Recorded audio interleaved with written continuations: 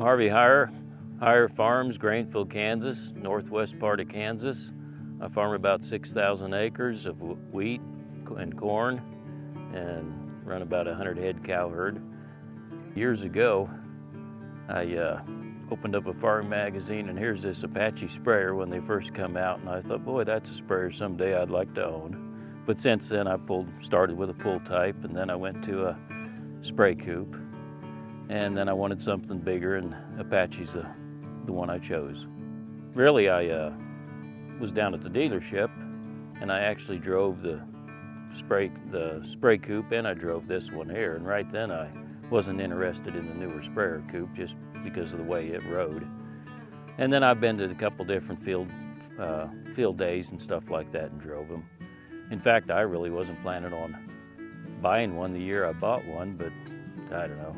I just fell in love with it and got my old one sold and ended up with one of these. So the problem with the pull type sprayer was every time you wanted to go to the field, your tractor was somewhere else and the wind quit blowing and you should have been in the field spraying, you know. And by the time you got your tractor rounded up and got it home to the pull type sprayer and got it hooked up, the wind come up and then it was too late.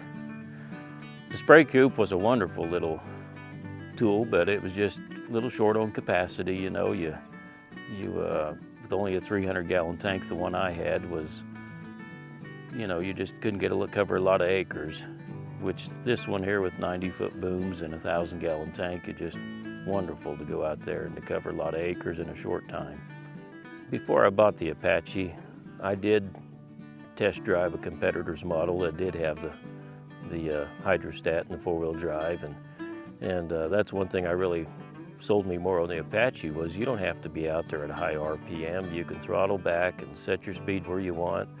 With the hydrostat outfit, you've got to be wound out, you know, 2,100 RPMs or whatever, and just out there, what I call whining in the field, you know. And I didn't see no need in wheel motors and everything else. It's just a nice farm machine, really, farmer's machine. Well, my typical day spraying is to get up a day break and get loaded and with the wind not blowing and head to the field and you know, I usually put on 4 gallons an acre or so, and that'll get me about 250 acres to a tank full, and you know, you can be out and back home by 10 o'clock with that done and load up again, and heck, by noon you'll have 500 acres sprayed pretty easy a lot of mornings. Previous days, you'd be good to get a couple hundred acres. You'd be, you know, half that or less by noon. We have a lot of terraces. Most of our ground is terraced, and with the auto boom feature and stuff, it's just, I would do without auto steer before I did without auto boom, just because the booms just follow the terraces so nice, and I mean, you never have to worry about lifting them up or down. You know, we're typically, northwest Kansas is always windy, and to keep the booms closer to the ground is sure a nice feature. You can get around so easy. They're so nice to drive. You can see the front wheels like in row crop and stuff. I mean, that really works well. I mean, it's so simple to go out and spray 1,000 acres a day. You don't even know like you did anything. The ride is wonderful. I think that goes to a lot of the longer wheelbase than a lot of machines. The visibility, you can really see your front tires real well in row crop, and that's a real plus to me, I think, because we do spray a lot of row crop. The rear boom, I mean, compared to a lot of models that are back there another 5 foot, this, heck, you look outside of your door and you can see it, or just the curve of the window in the back, and it's easy to see the booms. I'm well pleased. It's as good as any sprayer I've ever had. Our fuel is just, I feel it's very efficient on fuel. I mean, you go in and put 100 gallons in it and go spray, I don't know, 1,400 acres or something probably. One time after rain, we couldn't pick cut wheat, so I went to spray summer fallow, and I knew it pulled pretty hard, and then I stopped one time and got out, and we were probably sinking 1.5 feet in the ground, and I really never noticed that from the Apache, from being inside. I quit though, it was too wet to be spraying.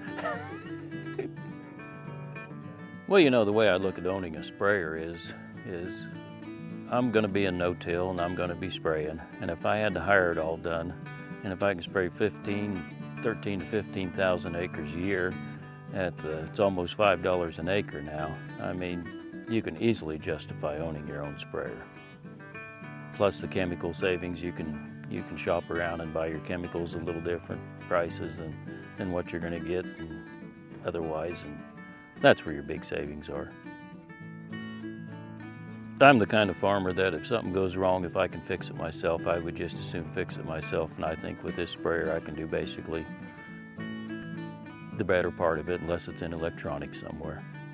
Very simple. I mean, it's got the motor and it's got a transmission and it's got a drive shaft that goes back to run a rear end. Real simple compared to all hydraulics and the oil lines. And I mean, there's very few oil lines on the machine.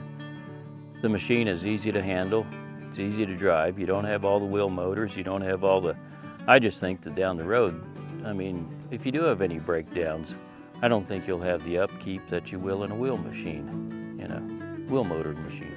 You know, the dealership has been really good to me. I mean, you call them, they're there to fix it. I mean, warranty covers it. I mean, the warranty on Apache, I mean, one day I had a guy show up in my yard to put some braces in a boom that actually come from Equipment Technologies, you know, that, I mean, I just think that's wonderful service that they didn't charge me a penny. I don't think I've ever had to pay anything to my local dealer for, I mean, anything. It just, wonderful dealer, wonderful warranty, I feel.